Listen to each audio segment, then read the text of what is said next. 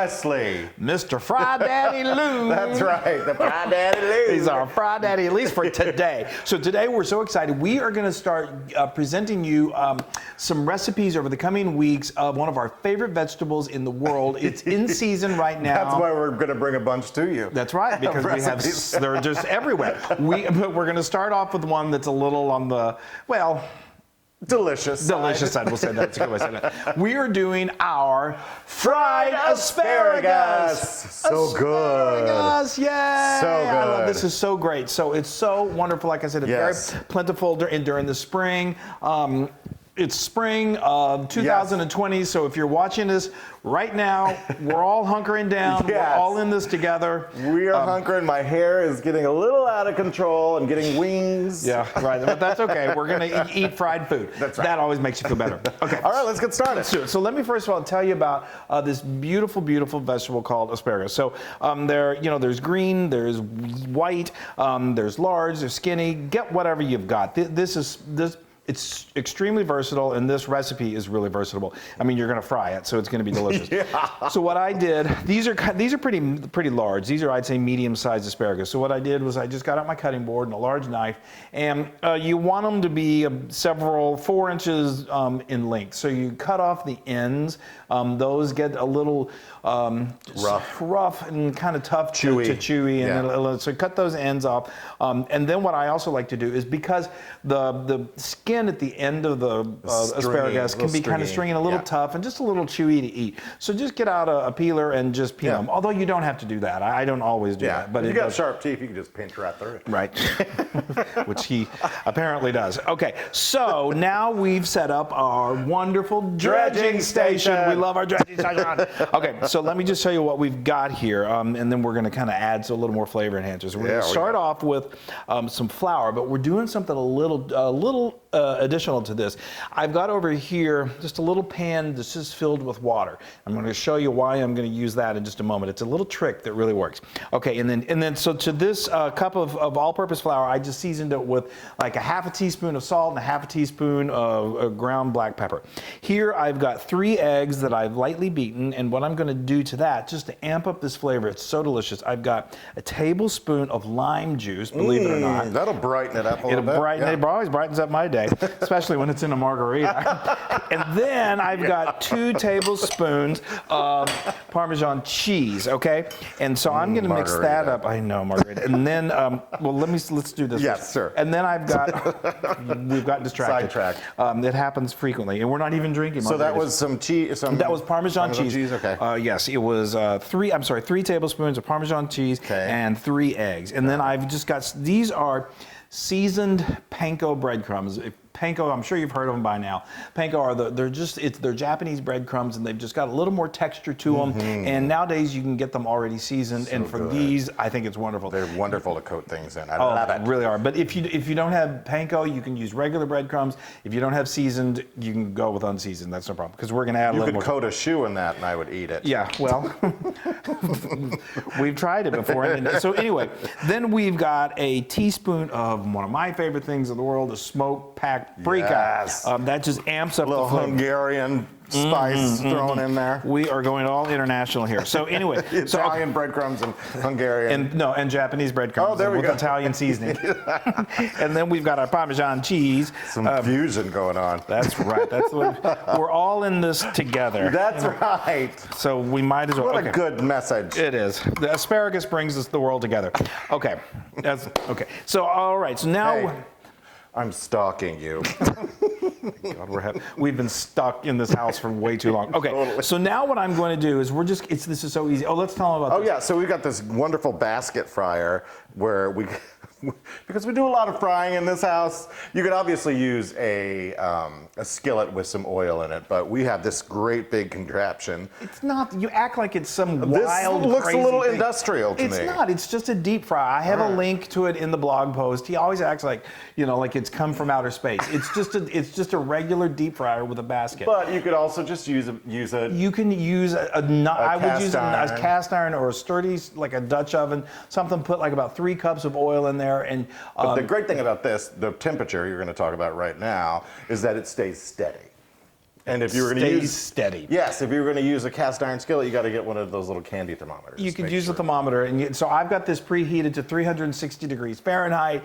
And yeah, you can. This is so easy. You can just eyeball this. It's not Okay. like fried chicken. So you get the oil to a nice hot temperature. You can throw a little piece of bread in there. If it sizzles and it browns after about 20, 30 seconds, then you're good. Then you are good. If it burns immediately, it's too hot. Back if up. it doesn't burn, if it doesn't brown within a minute, you got to get it hot. Yeah, yeah. Okay, so now let me show you my trick. All I did was I just dipped this in the water and get the why? excess off. So what that's going to do is it makes it kind of damp, and look how that flour just beautifully It adheres to it better. it does. Yeah, there you We go. love flour. You're smart, Longwell. Well, that's not my first time at the old dredging rodeo, I'll tell you that much. Okay, so now we're going to do this in this wonderful cheesy egg mixture. That's amazing. It's so So you loaded. coat those entirely, Yeah. Coat them. Now, when you're doing this, you're going to want to probably have a bowl nearby filled with water. Other than that, because your hands get we all say they get mittens We on got them. little gloves on them. Yeah. And then I've got over here, Chris, back up so they can see.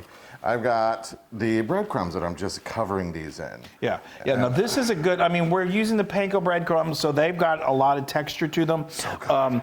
And so I one want to get coating. them completely coated. Yeah. But the great thing about this, but it doesn't 100% have to coat it, because But it's good, though. I love to see a little bit of the asparagus peeking through, because this bread. So you can feel somewhat healthy. Like, oh yeah, there is a vegetable in there somewhere.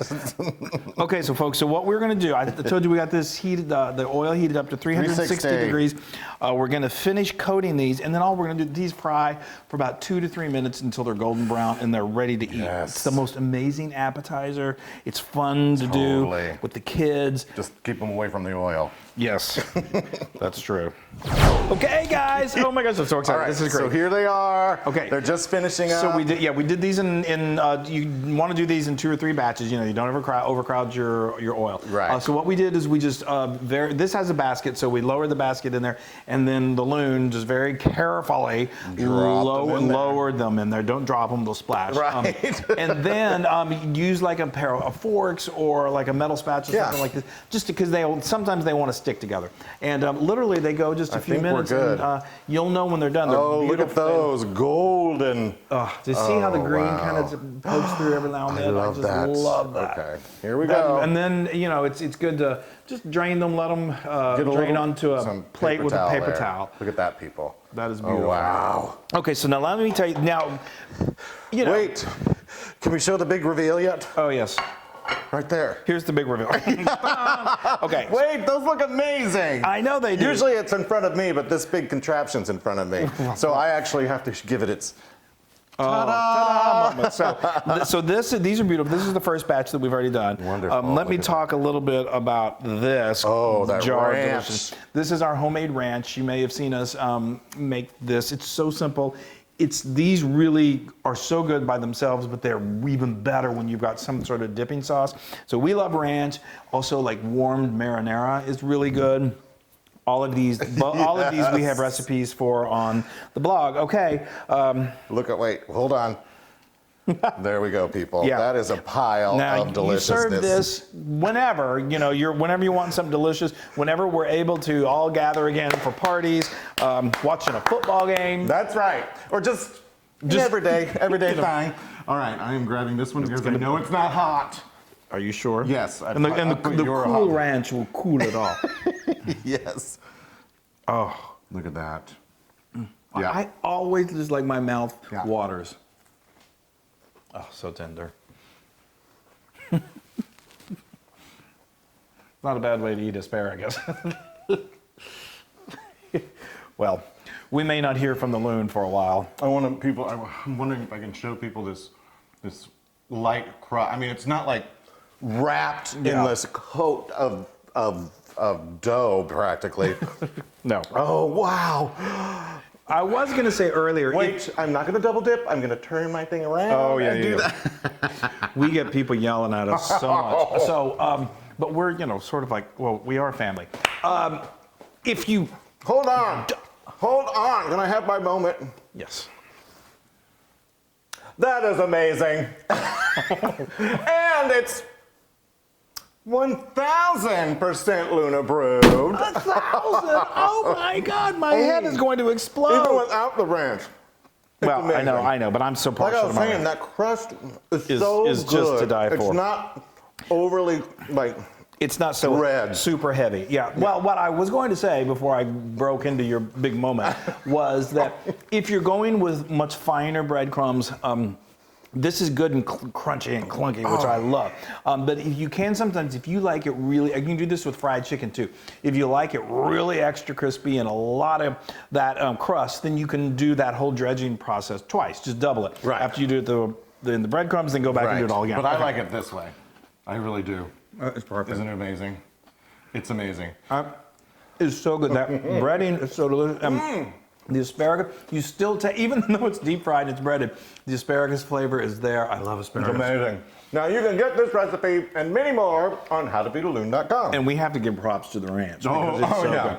good. Okay, be sure to go to our social media, like us, and we can't tell you again how much we're loving everybody.